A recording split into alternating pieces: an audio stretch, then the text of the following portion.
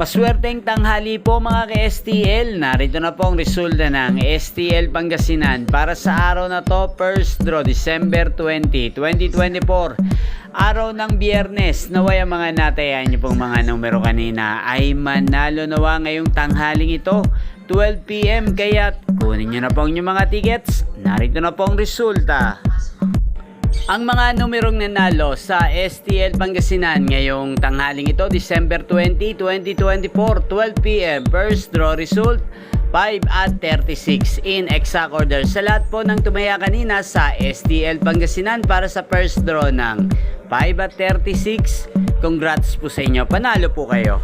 At ngayong tanghaling ito sa STL Pangasinan, atin pong i-shoutout si Ate Jinky. Ate Jinky ng Pangasinan, shoutout po sa iyo. Naway nasa mabuti ka pong kalagayan. Sana mga tinataya mo mga numero sa Pangasinan ay manalo na po ngayong tanghaling ito. At sa lahat po ng mga taga Pangasinan dyan, shoutout po sa inyo, especially sa aking mga subscribers na walang sawang nanonood ng aking mga videos. Shoutout po sa inyo. Inyo pong napanood ang resulta ng STL Pangasinan sa channel na to, Roderick Hernandez TV. Maraming salamat po sa patuloy niyo pong panonood at pagsuporta sa aking channel. Magkita-kita pong muli tayo mamayang alas 5 ng hapon dito po sa channel na to. Thank you for watching.